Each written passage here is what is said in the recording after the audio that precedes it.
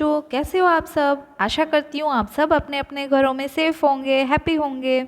तो बच्चों, यहाँ पे आपको कोई चित्र दिख रहा है? यस, ये एक बंदर का चित्र है। तो बच्चों, आज हम ऐसी ही बंदर की कविता पढ़ने जाने वाले हैं जो कक्षा पहली की है। और हमारी कविता का नाम है बंदर गया खेत में भाग। तो इस कविता में हम ये पढ़ेंगे कि बंदर जो है वो पूरे दिन में क्या क्या करते रहता है। तो बच्चों, आपको पता ही होगा कि बंदर जो होता है वो जंगल में रहता है और उसको उछल कूद करना बहुत अच्छा लगता है ना बच्चों। तो आइए हम देखते हैं कि बंदर ने क्या किया और कहाँ कहाँ घूम के आया वो। ओके, चलिए, अगर आप पहली बार आ रहे हैं चैनल पे तो चैनल को लाइक करिए, चैनल को सब्सक्राइब करिए और शेयर करिए अपने फ्रेंड्स के साथ। आइए वीडियो शुरू करते हैं। हमारी कविता है 13वीं बंदर गया खेत में भाग। इस कविता में बंदर जो है वो एक साग के खेत में गया और ढेर सारा साग उसने तोड़ लिया और फिर उसने आग जलाई। लकड़ियों से उसने आग जलाई और साग पकाया और सापड़ सुपड़ करके खूब मज़े से खाया। और उसके बाद उसने दूब मतलब एक घास होती है एक प्रकार की, उसको उखाड़ कर अपना मुंह पोंछ लिया। और फिर बंदर राजा खा पी के चलनी बिछाकर और सूप ओढ़कर मज़े से सो गए। तो आइए कविता पहले गाते हैं। बंदर गया खेत में भाग, बंदर गया खेत में भाग, चुट्टर मुट्टर तोड़ा साग, चुट्टर मुट्टर तोड़ा साग, आग जलाकर चट्टर मट्टर साग पकाया खद्दर बद्दर, आग जलाकर चट्टर मट्टर साग पकाया खद्दर बद्दर, सापड़ सूपड़ खाया खूब, सापड़ सूपड़ खाया खूब, पोंछा मुँह उखाड़ कर दूब, पोंछा मुँह उखाड़ कर दूब, चलनी बिछा ओढ़ कर सूप, चलनी बिछा ओढ़ कर सूप, डट कर सोए बंदर भूप, डट कर सोए बंदर भूप। तो बच्चों, इस कविता में कुछ शब्द जो है वो मिलते जुलते हैं, जैसे सूप, भूप। भूप का मतलब होता है राजा। बंदर राजा खा पी के अच्छे से सो गए। यहाँ पे है खूब दूब। दूब एक प्रकार की ग्रास होती है, घास होती है। इसके बाद में आगे से ही देखते हैं। पहले तो भाग और साग, ये कैसे है? समान तुक वाले शब्द या मिलते जुलते शब्द। चट्टर मट्टर खद्दर बद्दर, आग साग। तो बंदर खेत में भाग गया और उसने लकड़ियों की उसने सबसे पहले क्या किया? चुट्टर मुट्टर उसने साग तोड़ लिया फटाफट खेत में जाके। और फिर आग जलाई उसने। कैसे जलाई? चट्टर मट्टर। और फिर साग पकाया उसने। साग जो पका रहा था तब उसकी आवाज़ आ रही थी खद्दर बद्दर। सापड़ सुपड़ मतलब उसने बहुत ही खाया, खूब खाया।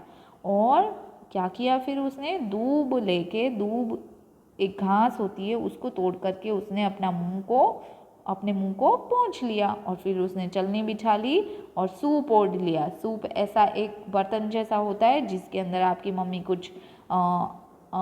कुछ भी ग्रेन जो होता है उसको साफ़ कर सकती है। गेहूँ है, बाजरी है, ज्वार है, चावल है, उसको इसमें सूप में डाल के साफ़ कर सकते हैं। और डट कर सोए, फिर खा पी के बंदर राजा।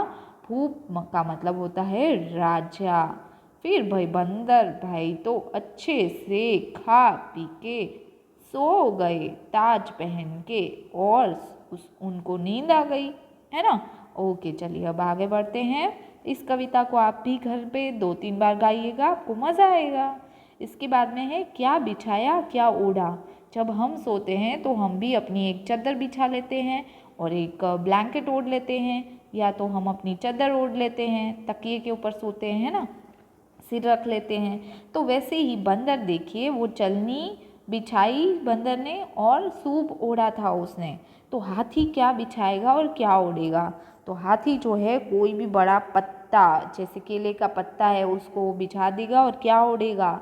तो बहुत बड़ी बड़ी झाड़ियों को वो ओढ़ लेगा, झाड़ियाँ। इसके बाद है चींटी। तो चींटी एक छोटी सी पत्ती ले लेगी, पत्ती के ऊपर सो जाएगी और क्या ओढ़ लेगी? छोटा सा तिनका, छोटी सी ग्रीन ग्रास ऐसी। इसके बाद में गिलहरी। तो गिलहरी क्या बिछाएगी? घास। और गिलहरी और गिलहरी जो है वो पत्ते ओढ़ लेगी। ओके। इसके बाद में है शेर। तो शेर क्या उड़ेगा और क्या बिछाएगा? शेर क्या बिछाएगा और क्या ओढ़ लेगा? 1 मिनट देखते हैं हम। शेर, तो शेर जो है किसी भी जानवर की खाल को बिछा लेगा और उसी को वो ओढ़ लेगा। तो मेरे लिए भी तो कुछ सोचो, मैं क्या ओढ़ूँ, क्या बिछाऊँ? तो ये जो अपनी बिल्ली है, वो बिल्ली कोई भी एक पत्ता लेके उसके ऊपर बिछा सकती है, और कुछ भी और बड़ा पत्ता है उसको वो ओढ़ सकती है। ओके। या तो किसी बास्केट को बिछा सकती है और टोकरी को, और उसके अंदर पत्ते को ओढ़ सकती है। आगे बढ़ते हैं। झटपट झटपट खटपट खटपट साग पकाया, खद्दर बद्दर खाया सबने मिलजुल कर, खाया सबने मिलजुल कर। या तो हम लिख सकते हैं खाया सबने चप्पड़ चप्पड़, चप्पड़ चप्पड़ खाया सबने, पानी पिया सुड़ सुड़ सुड़, पानी पिया सुड़ सुड़ सुड़। पानी पीने से आवाज़ आती है ना, सुड़ सुड़ सुड़। मारे खराटे खर खर खर, मारे खराटे खर खर खर, खर खर। गिरे पलंग से धम धम धम, गिरे पलंग से धम धम धम, गिरे पलंग से धम धम धम। आगे बढ़ते हैं। भागो भागो बंदर खेत से साग तोड़कर भागा। कौन कौन से काम करने के बाद तुम्हें भागना पड़ता है? तो छोटे भाई बहन को मार के, ताकि मम्मी आपको फिर डांटेगी या मम्मी आपको मार भी सकती है, तो छोटे भाई बहन को परेशान करके,